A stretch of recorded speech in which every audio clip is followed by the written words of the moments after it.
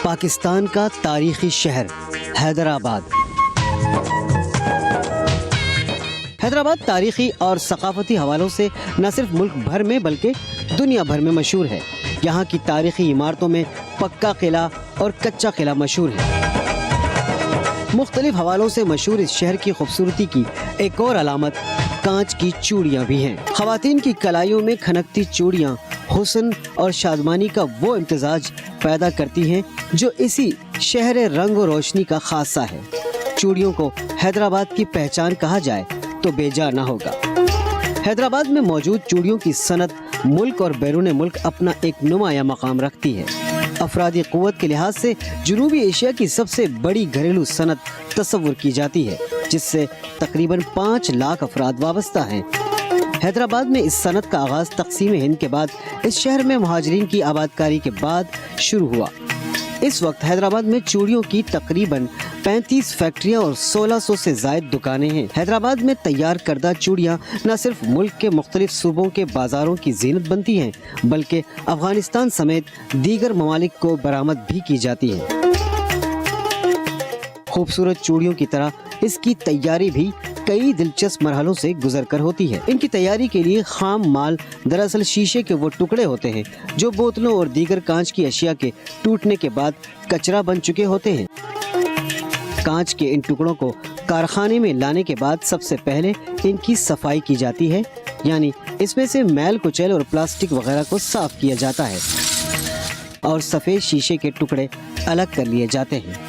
इस काम में ख़वातीन मर्द दोनों ही हिस्सा लेते हैं। इस अमल के बाद साफ शीशे को ट्रॉलियों में भर के भट्टी के पास मुंतकिल किया जाता है। पहले चूड़ियाँ बनाने के लिए सलीका सैंड, सोडा ऐश और केमिकल इस्तेमाल करके कांच तैयार किया जाता था, जिसमें न सिर्फ ज़्यादा हरारत की ज़रूरत होती थी बल्कि वक्त भी ज़्यादा सर्फ होता था। मगर अब 16 से 17 घंटे में भट्टी अपनी मतलूबा हरारत हासिल कर लेती है, क्योंकि अब रेत और सोडा के साथ टूटे हुए कांच के टुकड़ों का इस्तेमाल भी किया जाता है। इस तरह 30 घंटे में शीशे के टुकड़े, सलीका और सोडा मिलकर पिघला हुआ शीशा बन जाता है जो चूड़ियाँ बनाने के लिए इस्तेमाल होता है। सलीका, रेता और सोडा ये हमने मिक्स कर दिया। अगर हमें ये इससे बनेगा सिर्फ वाइट कांच। अगर इसमें आपको कलर बनाना है तो उसके लिए जो है दूसरे केमिकल डालते हैं कलर के लिए। अभी ये भट्टी में जाएगा, कांच के साथ ये मिक्स हो जाएगा। सलीका, रेता और सोडा ऐश जो हमने वहाँ मिक्स किया था वो हमने भट्टी के अंदर डाल दिया है। जैसे आपने देखा वो ट्रॉली वाला आया, उसने यहाँ कांच डाल दिया।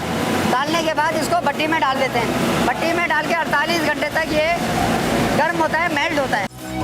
भट्टी में पिघलाई का अमल मुकम्मल होने के बाद जो नरम शीशा हासिल होता है उसे रेशम बत्ती कहते हैं। अब रेशम बत्ती को उठाने का मरहला आता है ताकि चूड़ी बनाने का अमल आगे बढ़ सके। रेशम बत्ती यानी पिघले हुए शीशे को उठाने के अमल को कारीगर गुल्ली बनाना कहते हैं। गुल्ली बनाने के लिए लोहे की लंबी सलाखों में थोड़ा सा पिघला हुआ शीशा लगाया जाता है ताकि उसमें चिपकाकर भट्टी से ज़्यादा शीशा निकाला जा सके। ये काम अंजाम देने वाला शख्स बबल मेकर कहलाता है, जबकि उसके ज़रिए भट्टी से शीशा निकालने वाले को गुल्ली मेकर कहते हैं। भट्टी से शीशा उठाने के बाद बॉल बनाया जाता है। बॉल बनाने के बाद उसे मखसूस शक्ल दी जाती है जिसे लोम बनाना कहा जाता है और बनाने वाला कारीगर लोम मेकर कहलाता है। ये लोम बन रही है। लोम के मायने है कि इसको कांच को लंबा कर रहे हैं, इसको बेल के बना रहे हैं। बनाने के बाद में इसको आगे लेके जाएंगे। लोम को है ना वहाँ से उठा के लाते हैं, फिर उसको भट्टी में डालते हैं। ये नरम होती है। यहाँ पर नरम होने के बाद में इसको पेल मांजे जाते हैं। पेल मांजने के बाद में फिर सिकाई वाले के पास जाती है। इसके बाद बराबर में जाएगी। बराबर में जाने के बाद में फिर गोलाई की प्रोसीजर पे जाएगी, फिर गोलाई होगी। लोम बनाने तक शीशा काफी हद तक ठंडा होकर सख्त हो चुका होता है। इसे दोबारा भट्टी में डाला जाता है ताकि ये दोबारा नरम हो जाए। अब उसे जिस भट्टी में डाला जाता है उसे सेकाई की भट्टी कहते हैं। यहाँ पैल मांजने का अमल किया जाता है। इस अमल से ही चूड़ी में चपटापन और चमक आती है। गोले को नरम करने का अमल 2 मुख्तलिफ भट्टियों में किया जाता है। एक में लोम को नरम किया जाता है जबकि दूसरी में उसे बिल्कुल पिघला दिया जाता है।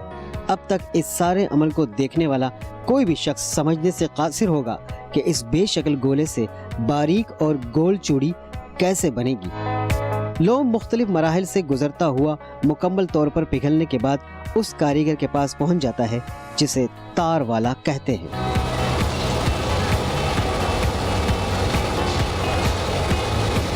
ये लोम खींच के लगा रहे हैं, जो वहाँ से पिलगी हुई आ रही थी उसको खींचने के बाद में बेलन पर लगाते हैं, फिर गोलाई होती है। ये गोलाई हो रही है, यहाँ ये गोलाई कर रहे हैं, ये लोम लगा रहे हैं। इसके बाद में गोल चूड़ी बन रही है, आगे वहाँ से मुट्ठे उतर रहे हैं, चूड़ी उतर रही है।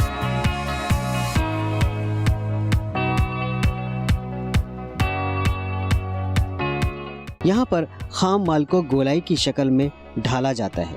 यहाँ चूड़ी बनाने का सबसे अहम और नाजुक काम होता है, क्योंकि यहाँ खाम माल का गोला, जो कि अब इंतहाई नरम हो चुका होता है, बड़ी महारत और फनकारी के साथ भट्टी के साथ लगी मशीन पर इस तरह लगाया जाता है कि वो बारीक और गोल चूड़ी की शक्ल इख्तियार कर लेता है। ये काम करने वाला कारीगर तारकश कहलाता है। ये मशीन कई गोल आहनी सलाखों और जंजीरों पर मुश्तमिल होती है। मशीन के जिस हिस्से पर चूड़ी की अपनी उमूमी शक्ल आती है उसे बेलन कहा जाता है। इसी मशीन की दूसरी तरफ एक और कारीगर बैठा होता है जो बनने वाली चूड़ियों की गोलाई और मोटाई को चेक करता रहता है। किसी भी खराबी की सूरत में वो चूड़ी को अपने हाथ में मौजूद लोहे की रॉड से तोड़ देता है और तैयार होने वाली चूड़ियों को उठाता जाता है। ये शख्स मुट्ठे वाला कहलाता है। चूड़ी जब मशीन से उतारी जाती है वो एक लंबी स्प्रिंग की शक्ल में होती है, यानी तमाम चूड़ियाँ एक दूसरे से जुड़ी हुई होती हैं। मशीन से उतारने के बाद इनका वजन किया जाता है और फैक्ट्री के उस हिस्से में ले जाया जाता है जिसे कटाई घर कहा जाता है। यहाँ इन चूड़ियों की कटाई की जाती है और फिर इन्हें मखसूस तादाद में रस्सी के टुकड़ों में परोकर गिना जाता है। ये तादाद तोड़ा कहलाती है। हर तोड़े में आमतौर पर 312 चूड़ियाँ होती हैं। ज्यादातर चूड़ियाँ सफेद कांच से तैयार की जाती हैं, लेकिन अगर रंगीन चूड़ियाँ तैयार करना हो तो इनकी तैयारी के वक्त ही, यानी शीशा तैयार करने के दौरान ही रंग और केमिकल मिला दिया जाता है, जिससे रंगीन चूड़ियाँ तैयार की जाती हैं। चूड़ियों के काम की बारीकी का अंदाजा इस बात से लगाया जा सकता है कि चूड़ियों के बनने के दौरान अगर किसी भी चूड़ी में खराबी सामने आती है तो उस चूड़ी को ज़ाया कर दिया जाता है। अगर ये खामी चूड़ी के बनने के बाद कटाई के अमल के दौरान भी सामने आ जाए तो चूड़ी को अलहदा कर लिया जाता है।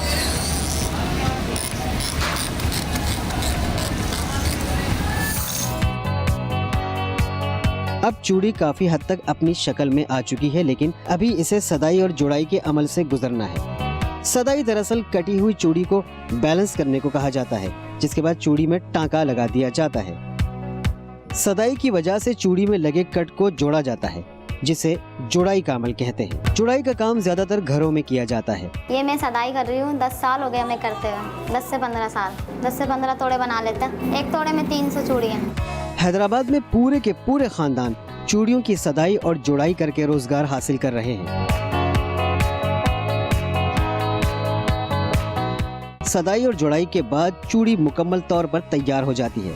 अब इनके तोड़े बांध दिए जाते हैं। इसके बाद दुकानदार कारखानों से इन चूड़ियों को खरीद कर ले जाते हैं और अपने हिसाब से इस माल पर मीनाकारी करवाकर और मुख्तलिफ डिजाइन और रंगों में लाकर इनकी मजीद वैरायटीज तैयार करते हैं। यानी इन सादा चूड़ियों को अभी बड़े मराहिल से गुजरना है। इनमें से एक अहम मरहला चूड़ियों पर पॉलिश करना है। हमारे पास ये प्लेन चूड़ी आती है, हम इस पर डिज़ाइनिंग करते हैं। ये आता है पत्थर, इस पत्थर के ऊपर हम डिज़ाइन बनाते हैं। डिज़ाइन बनाने के बाद उसके ऊपर चूड़ी की घिसाई करते हैं। घिसाई होने के बाद चूड़ी पे डिज़ाइन आ जाते हैं। इसमें मुख्तलिफ तरीके के डिज़ाइन बनते हैं। अलग अलग डिज़ाइन है, पेल बच्ची है, झूमर है और अपना गुल्ला बच्ची है। तकरीबन 15 से 16 डिज़ाइन है इसके। वो अलग अलग तरीके से बनते हैं, सबके रेट अलग अलग है। रंगाई और डिजाइनिंग का ज्यादातर काम माहिर कारीगर अपने हाथों से करते हैं, लेकिन इस अमल में कुछ मशीनों का इस्तेमाल भी किया जाता है। सादा मुकम्मल आता है कारखाने के जरिए। अब हम इसको पानी में डाल के इसको धोते हैं। धोने के बाद 3 घंटे जो है उसको हम सूखने देंगे। सूखने के बाद फिर हम ये डिसाइड करेंगे इसमें कौन सा कलर हमें कारखाने वाले ने, दुकानदार ने हमें बताया, हम वो कलर डालेंगे। चूड़ियों पर बनने वाले मुख्तलिफ डिजाइन्स में पेल बिच्ची, झूमर और गुला बिच्ची वगैरह ज्यादा मशहूर है।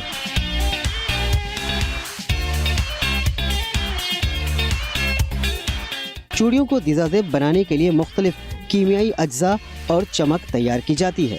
हमारे पास आते हैं तोड़े की शक्ल में, फिर हम इनको रूलों में डालते हैं। रूलों में डालने के बाद हम इसमें केमिकल का काम करते हैं। ये सारे केमिकल्स होते हैं इसमें डाल के फिर हम इसको चूड़ी पर लगाते हैं। फिर उसके बाद प्लास्टिक क्रिंकल डालते हैं हम इसके ऊपर, क्रिंकल कहते हैं इसको। उसके बाद फिर चमकी डालने के बाद हमारे पास तैयार हो जाता है माल। ये हमारे पास कारखाने से बिल्कुल सादा चूड़ी आती है और फिर हम इस पर कटाई वगैरह करवाते हैं। कटाइयाँ जैसे हैं अलग अलग तरीके की हैं। अभी कटाई होने के बाद हम इस पर फिर गोल्ड की पॉलिश करते हैं।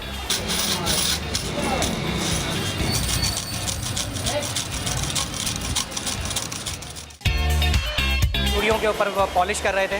उस पॉलिश को जो है ना ये लड़का लेकर आया है यहाँ पर फर्नेस के ऊपर पॉलिश करने के लिए, और उसका तरीक़ेकार ये आप देखें। इसमें ट्रे के ऊपर इन्होंने बैंगल्स रखी। अब उनको पॉलिश करने के लिए इसने फर्नेस के अंदर इस ट्रे को रख दिया।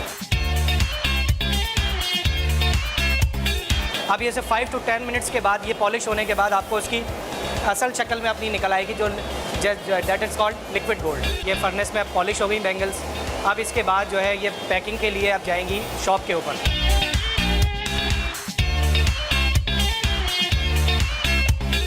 अब ये शॉप्स पे आ गया है जहाँ पर इसकी सॉल्डरिंग हुई। सॉल्डरिंग होने के बाद पैकिंग हुई और अब ये मार्केट में डिस्पैच के लिए तैयार है और अदर सिटीज़ में जाने के लिए तैयार है।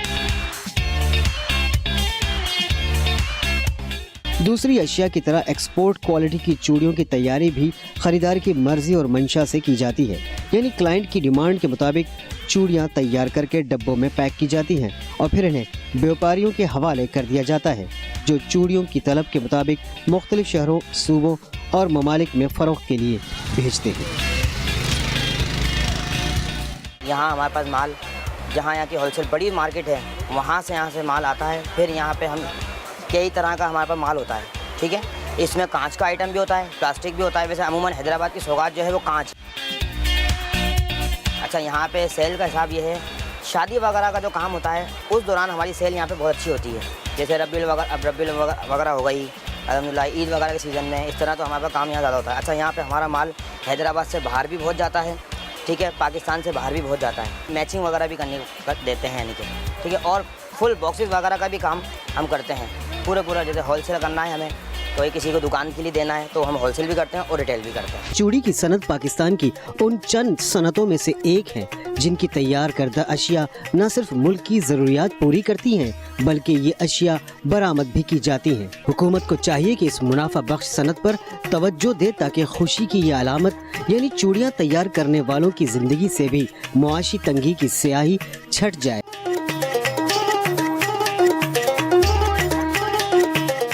YouTube पर गूगली न्यूज देखने के लिए youtube.com की सर्च बार में गूगली न्यूज टीवी टाइप करें। गूगली न्यूज के पेज पर सुर्ख रंग के सब्सक्रिप्शन वाले बटन पर क्लिक करना ना भूलिए। YouTube पेज पर अपलोड होने वाली वीडियोस से बाखबर रहने के लिए बेल आइकन पर क्लिक कीजिए। आपको हर नई वीडियो के बारे में नोटिफिकेशन मौसूल हो जाएगा।